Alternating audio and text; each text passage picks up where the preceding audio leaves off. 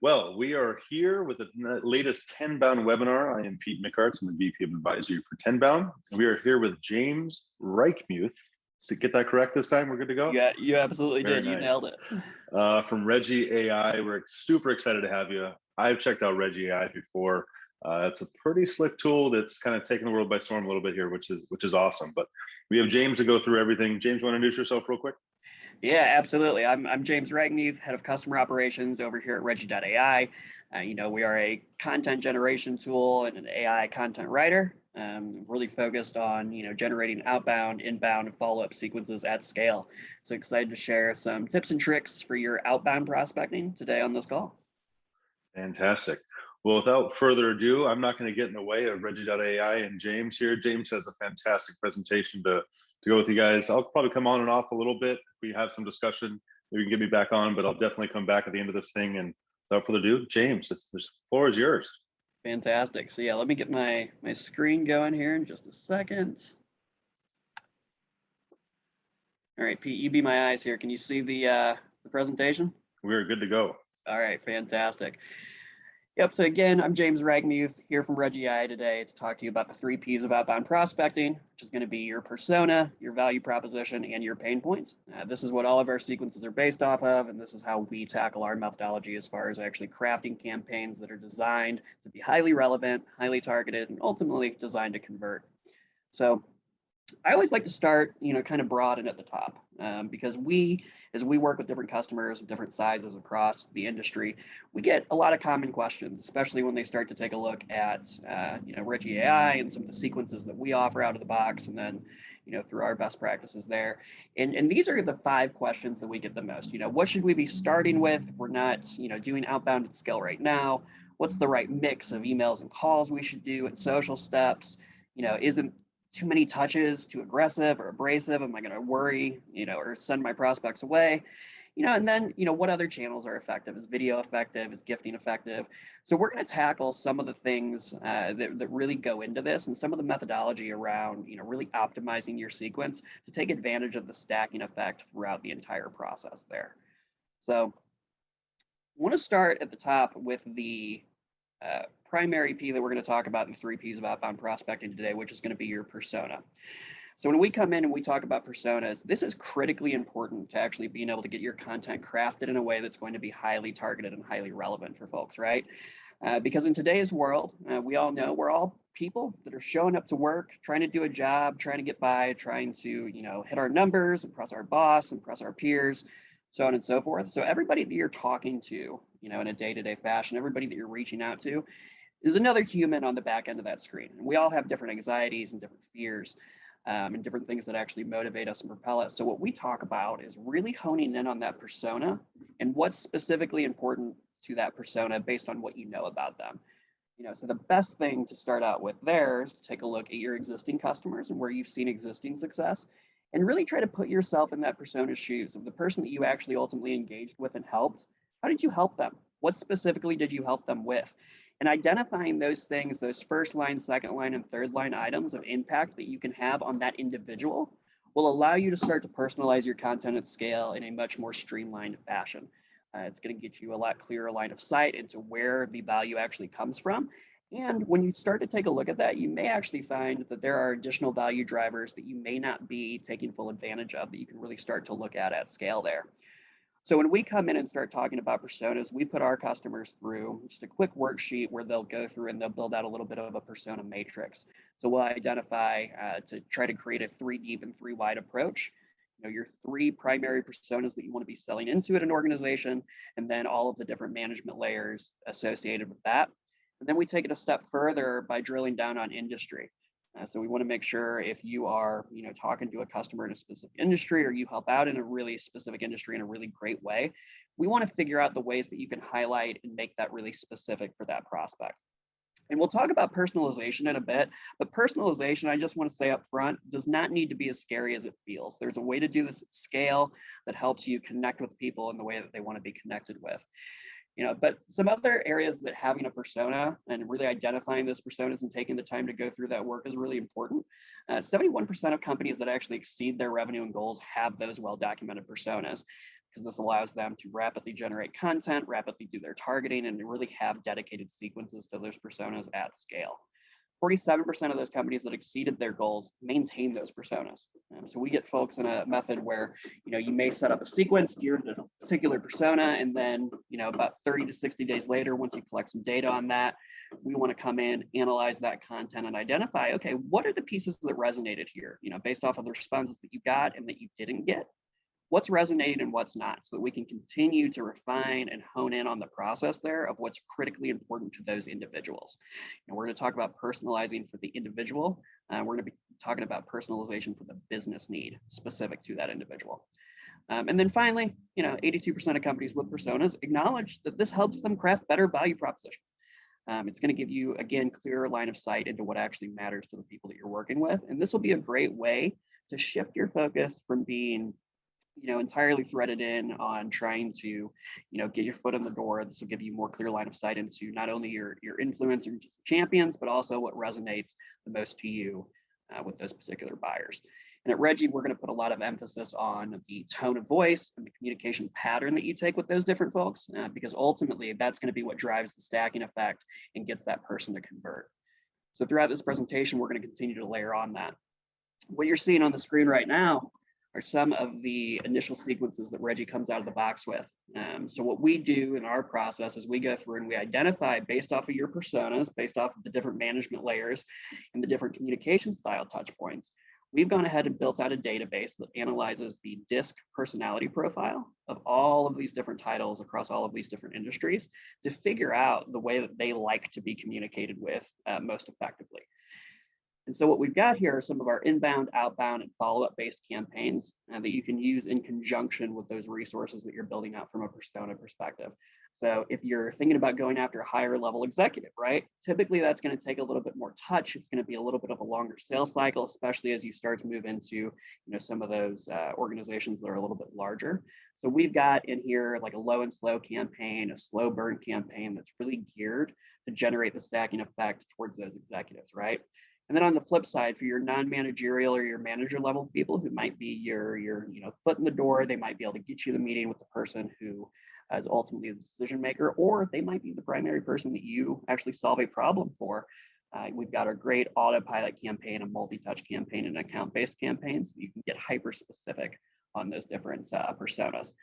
But to tie back into one of those initial questions that we usually see here, how many touches is too much?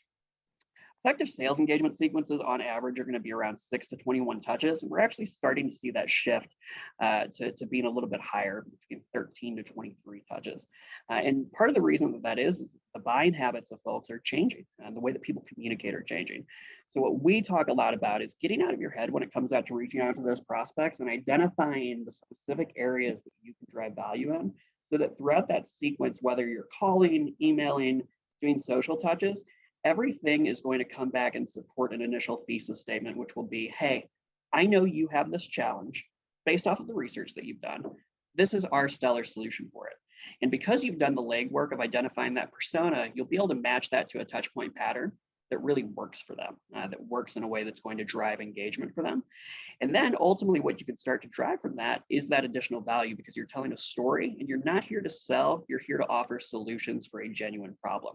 And that's the methodology that all this is based on. If you are talking to the right person who has a genuine problem that you have a stellar solution for, you've earned the right to that conversation. And so as we design our touchpoint patterns and our sequences around this methodology, we start to identify those different areas where people do pick up interest and will move forward through that pipeline. So it's important to remember, the touch point patterns that you do, you want to make sure that there's a lot of those, because everybody's communicating very fast and it's easy to get lost in the shuffle. The best way that you can stay on top of that is identifying your personas and honing in on what actually matters to them and how your solution actually solves their challenges. It's also about being in the right place at the right time, right? So on the right-hand side here, you're seeing a little bit of a blueprint for one of our account-based sequences. So just some general statistics about the importance of being multi-touch and multi-threaded in today's world. 80% of SDR teams currently leverage a triple touch strategy of email, phone call, and LinkedIn. And oftentimes when we're talking to customers, we'll really hone in on the different types of communication that you should do across those different platforms. So your email sequence, you want to make sure that in the beginning, you're establishing that pain, you're establishing your value add very specifically. And then at every follow-up point after that, you want to layer onto that. So you want to uncover or educate on more ways that you can solve a problem for them and more ways that you can support that initial problem that you called out in your first touch point there. And then when it comes down to calling, you're doing the same thing there. You want to make sure that when you're coming into those calls that you're prepped with a call script that references the value added materials that have been layered out throughout that email sequence, because while they may not be engaging with the emails right now, they may be opening it and they may be getting familiar with your name. So when you come in and you give them a little pattern interrupt when you get on the phone with them, that's a great opportunity to generate that remembrance, to reference that email that you sent, and ultimately have a more thoughtful and fruitful conversation. Where the stacking effect comes into that is by going through that motion and going through that process and getting that exposure, they're going to remember your name at that point. And they might actually remember something that you said to them in that email, a piece of statistic that you sent them, a piece of collateral that you sent them, or something that resonated with them about their pain and how you might be able to solve it. It's a great way to get in the door there. And then from LinkedIn, we talk a lot about, what's too much or too aggressive on LinkedIn. We're very much, you don't want to be doing connect and sell, because again, what we're trying to do here is deepen relationships, identifying opportunities and trying to solve problems. So what we recommend is doing some light engagement, coming in, liking a post, commenting on a post, sending a quick note, introducing yourself, referencing that you sent an email, and, letting them know that you are available to connect. Really trying to gauge interest more so than trying to force people into a conversation about your product or service. First things first, how can we solve a problem for you? And then, another piece with this, just an interesting statistic that always blows my mind, 98% of folks, if you remove calls from your multi-touch sequences, there's actually a 98% reduction in response based off of some data that SalesLoft recently published. And then you see a similar decrease when you remove the email steps. So it's important to be multi-threaded throughout this entire process, because that's how you're going to generate that stacking effect from email to call to social touch, starting to increase that awareness, educate, and pique interest in your prospects there. We're going to talk about pain. So pain is something that we spend a lot of time on. And what we do when we start talking about pain, we've already done that matrix model that we discussed before. So we're really going to take our time to identify and roll through all of the different pains that a role might solve. So typically what we'll do in the beginning is we'll come in and we'll discuss, okay, based off of these 3 personas that you're going with, let's list out 5 to 10 pain points that we know we have really great solutions for, specific things that may be impacting their day-to-day. So for example, with us, often when we come in, we're working with sales teams who have a great need to generate more sequences at scale.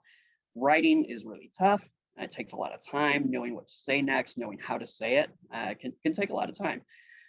So we do all this legwork in the beginning because ultimately, especially when you leverage a tool like Regie, which is going to give you that AI assistant piece to generate that content, you can actually do it at scale a lot faster if you do the foundational work of identifying the people that you want to be communicating with. So when we talk to sales leaders, we hone in right away on that problem they have. Like, hey, you might have inconsistent sequences, you might have inconsistent content, you've got some of your reps writing content, you've got some of your reps reusing content. Let's put together a solution for you where you can consolidate all of that, gain visibility, and actually analyze and improve upon those sequences. And we clear that up. And because we went straight to the pain of what that management layer might be feeling, their team having that inconsistency and them wanting to drive organization and consistency throughout the process, becomes a much easier conversation for us to have once we actually get a bite off of that email or that phone call, because they know that we're meeting them where they're at. They recognize that we're solving a problem that is specific to them, specific to their business, and specific to their work life. Google research actually shows B2B decision makers are going to be 50% more likely to buy a product or service when they can see personal value in that product or service. And that's where we're going to start to lean in and start talking more and more about personalization at scale, because what you don't want to fall in the habit of is getting stuck trying to find those really granular, individualized pieces of reference to do in your research, like your alma mater or a local sports team. What you want to do is customize that for the ultimate business need that you might have there. So, recognizing like, hey, is your bandwidth shot? Are you looking to increase productivity? Are you looking to increase or decrease development time? you're talking to one of those higher level executives, maybe honing in around something related to budget, expenses, really honing in on where you've seen success before, where you anticipate seeing success in the market, and having those conversations about your personas as they are what they are, which is people, will help you start to generate that content and really understand and empathize with that pain a little bit more. So it's shifting the methodology and the focus to talking more about, okay, these are our people. These are the people that ultimately will buy our product. This is the challenge, the pain that they experience in their day-to-day, and this is how we solve and solution on that, right? When you can do that, and you can do that really well, you're going to build that rapport so much faster, and ultimately you're going to be able to increase your deal size there as well. Folks are 8 times more likely to pay a premium for services when they can see that personal value in it. And it's going to help your success team long-term as well, because ultimately success and everything starts at the point of sale. The way that we communicate with people throughout that entire process is so critically important to keeping them engaged and interested, especially in today's world. Now let's talk about personalization for a second. So just a couple of high-level statistics for you. A full 72% of buyers are actually only going to engage with content that's personalized to them.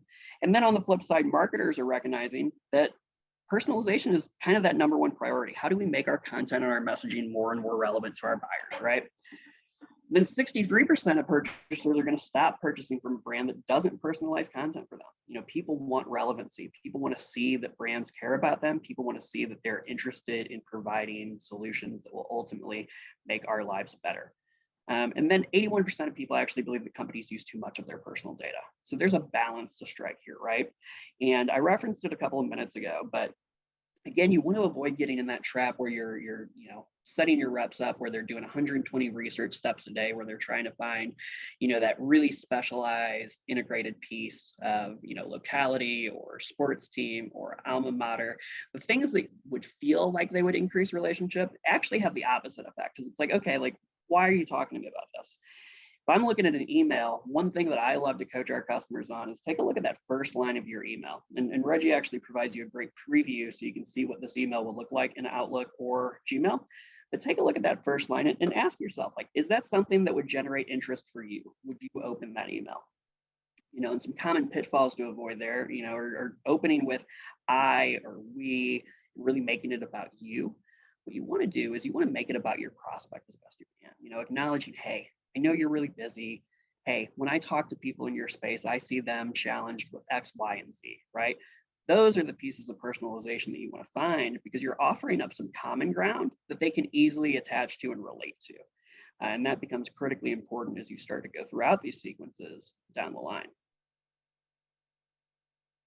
So I want to talk about some email best practices. So we recently put out an email sales benchmark report. We analyzed over 100,000 emails to check for consistency and quality, and see what trends are we starting to notice here. And a couple of things that we're really seeing here. So subject lines, you want to really keep that between 2 to 4 words, and you want to really leverage that business related research that you're doing throughout the process, right?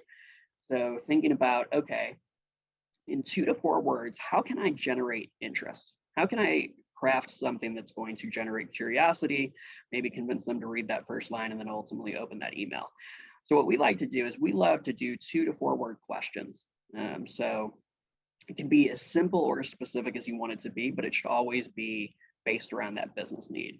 So like one subject line that we use that gets a lot of opens is just content writing, question mark. It can be that simple, but we're finding that if you can put a interest-based question into that particular section, the better off that you'll be throughout that entire process. Then getting more into that personalization aspect, again, we're going to tie it in directly to that pain point that we identified for that persona before, and we're going to introduce that personalization into the second line there, where we can actually go and solve that solution for them, right? When you think about your product or service, again, you have a stellar solution for a genuine problem. Talking to the right person, you've earned the right to that particular conversation. So again, know who you're speaking to and really do research on that. And don't be afraid, by the way, as you're working with folks, whether they're disqualified or they move forward, ask for feedback. Like, it doesn't hurt to ask for feedback on where you might have gone wrong or gone right. And that can actually help your content writers and your content team, or whoever's responsible for creating that content, in boosting that content downline. which is critically important. And not everybody's going to respond to that or be responsive to that, but you can get a lot of good insights and a lot of good detail there. And it's another opportunity to stay in contact with a prospect who may have a need later as well. Now we think about the body of that message, right? This section, by and large, can be mostly templated. Customizing the entire body actually has a negligible impact on open or response rates. What you want to do here is you want to layer on more value-added material to support that opening line that you crafted, right? So you've identified the pain, you've identified your high-level value proposition. Now in the body of the email, take a second to explain in more detail how you actually help them do that.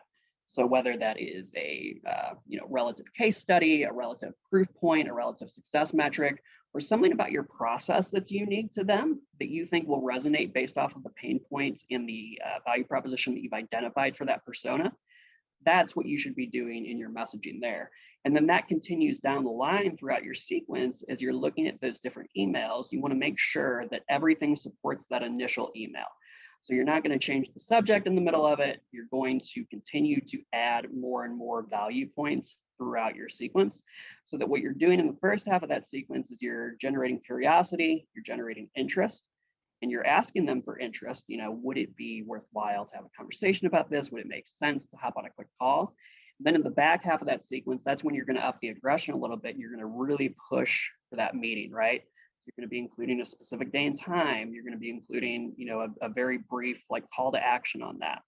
And the reason that shifts in the middle of that sequence is because if you've crafted your sequence properly in the front half, you've got that education-based process there, you're trying to generate interest.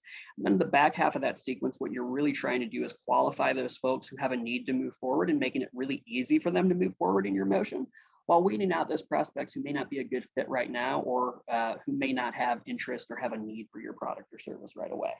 That way, again, what we're doing is we're clearing up our reps' bandwidth, we're clearing up their workload, and we're enabling them with content that is highly relevant to the people that they're talking to, so that at any point throughout the process, they have everything that they need right there. And then we talk about the ask, right? So we want the CTA to be very brief and specific, I should say. And, again, the way that we think about that is really gauging for interest in the first half and then gauging for a specific day and time in the second half. We actually see an increase of about 5 to 10% on our response rates in the back half of those sequences when we include a specific day and specific time, because what we're doing there is we're preying on the law of scarcity as it relates to human psychology. So they see that, and that's going to either prompt them to book that time with you, or it's going to give them an opportunity to come back in and say, hey, actually, yeah, I do have a need for this, not available at those times, but here's the time I am available. Or, you'll continue to move them through the process with an opportunity to engage them later. So to recap that, everything funnels from the top, right? You've got your persona, and then all of your content is going to be generated and based around that persona throughout the entire sequence. So your pain points, your personalization, your value proposition is going to be how you cycle your way through that. So finally, at this stage, we do a brief kind of summary there. And I want to talk a little bit about tying this all together, because this can be really tricky for folks as they get through here. And for those of you listening right now, part of the offer that we've got on tap for you, if you're listening to this live or if you're listening to this after the fact, is we'll actually come in and we'll do a workflow consultation with you on your existing sequences, and we'll give you a free trial of our AI assistant, so you can see how easy it is to generate content using Regie right off the bat. But really, just to recap everything that we've discussed today so far, you come in, you want to start from the beginning, identifying your personas, and you can do that through a mix of understanding your market fit, understanding your current customer success, and really mapping those pieces out. And then what you want to do from there is you want to identify 5 to 10 pain points that you have a great solution for. Make sure that you match those value propositions or those solutions up directly to those pain points, so that you can get an emotion and a rhythm when it comes to actually running those sequences and running those campaigns that will allow you to hone in on what's specific to those personas, so you get that personalization aspect in there in a way that makes sense, that's highly targeted, highly credible, and highly relevant to that persona. So at this stage, we usually shift into a little bit of a Q&A where we can talk about some specific use cases. So Pete, I don't know, I can't see the chat, but you've got that up. We'd love to dig in. Absolutely. So we got 3 questions teed up. Let's start off with the first one from Tom Desilets. Apologies if I butchered that last name, but let's get into it here. So do you feel that a smaller, narrowed target prospect list is more effective than a larger mass email campaigns? The smaller list allowing for better LinkedIn and phone follow-up. Absolutely. It's a fantastic question, and it's going to be better for you in a number of ways. So one, getting specific and granular like that is going to actually make your content better because you're going to be talking to people specifically about their actual challenges and their actual problems. But then on the rep side too, what you're going to find is your reps are no longer spending time or wasting time on prospects who aren't actually the right fit or trying to re-explain methodologies or product specs based off of a more general message. So you're actually like benefiting in 2 ways. One, you're making it more clear for your prospect how you can solve a problem for them, and you're making it easier for your rep to know contextually what to say based on who they're talking to. Awesome. Okay. We got a couple LinkedIn threaded messages here. Any idea of the reduction of responses if you were to remove social touches? We talked about email and call. Yeah, that's an excellent question. So the social touch aspect, we're going to see a more negligible decrease with that. But it definitely does matter. And you'll find, especially when you're working with certain personas, I find when I'm working with sales personas, I tend to get a lot more traction off of my LinkedIn messages than I do, for example, with an IT or a development persona, right?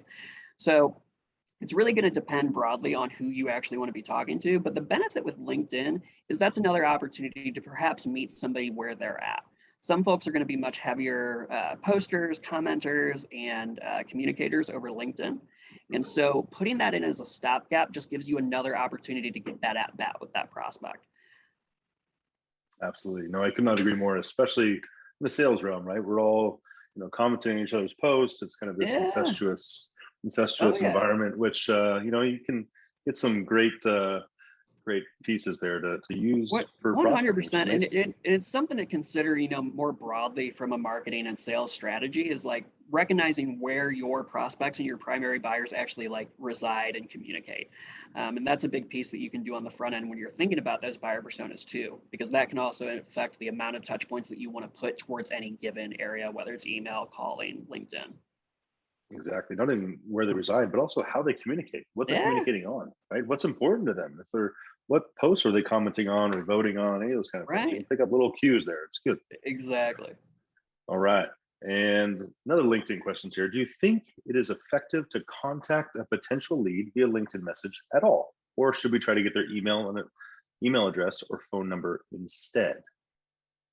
So kind of LinkedIn only or email and call? What would be more effective, I think, is what Rosita's trying to get out there. Okay, perfect. Yeah, so we're going to be a big advocate for doing it all. Because again, while we can provide great recommendations based off of what we know about these different personas, at the end of the day, everybody is a unique individual. And while they may have commonalities in how they communicate, you can't be 100% sure in all areas. So what you're doing by building your sequences out to include these different touch points is you're actually future-proofing your sales process to ensure that as folks change and evolve in the way they communicate, that you have levers that you can pull to actually continue to get in front of them. So I would recommend, not just doing LinkedIn or not just doing email or just doing call. I would recommend finding a bridge of at least 2 of them, but more than likely all 3. Awesome. All right. We just had David Craig type in a quick question here as well, which is a hot topic as of late, especially with our clients here at Tenbound. And of course, of COVID over the last 2 years now. It's kind of crazy to think about that. But what is your perspective on contacting people on their cell phone, whenever you're able to obtain that information, of course? Yeah. So it's funny. It's a great question. And the last session that I did like this, we got a similar question from the audience. And I see that eventually we may be in a world where SMS communication becomes more prevalent, especially as folks change the way they communicate.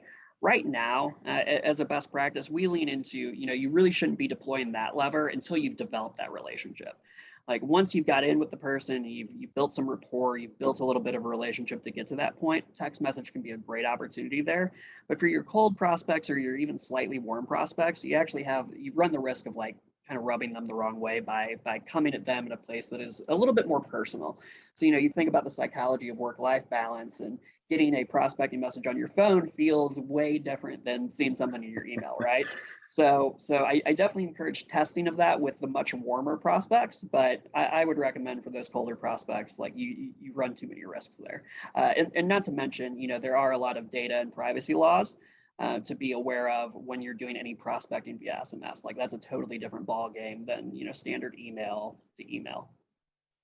Yeah, absolutely. I couldn't agree more. I mean, I think it's kind of this line you have to walk, right? And it goes back to persona too, with sales and marketing folks, right? For the most part, if you're going to call them on their cell phone, you may not even know it's their cell phone, right? That number may be listed in your data provider you have, right? And you may just be calling their personal cell phone. At the same time, those people typically aren't going to get upset or feel kind of infringed upon. Whereas IT, you know, some engineering aspects, you call their personal cell phone, they may get a little upset there. So absolutely. 100%. All right. Well, it looks like that's all the questions we had. Speak now or forever hold your peace here. But James, amazing presentation. If you guys want to check out Regie.ai, like James had mentioned, free analysis, right, of your current sequences, and even a potential free trial of the AI bot. Is that correct? That's exactly right. That's exactly right. Yep. We will set up a demo with you. We'll understand a little bit about your process right now, and then we'll get you a free trial of our AI assistant. Fantastic.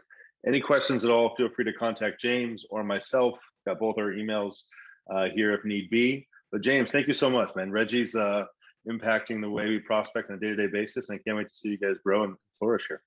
Hey, Pete, thank you so much. This has been a pleasure. And again, if anybody wants to reach out, even to just chat content for a little bit, I'm available on LinkedIn, available via my email. Would love to connect. Awesome. All right, guys, have a great rest of the day, great rest of the week. James, thank you. We'll talk to you all soon. Thank you. Take care. See you guys.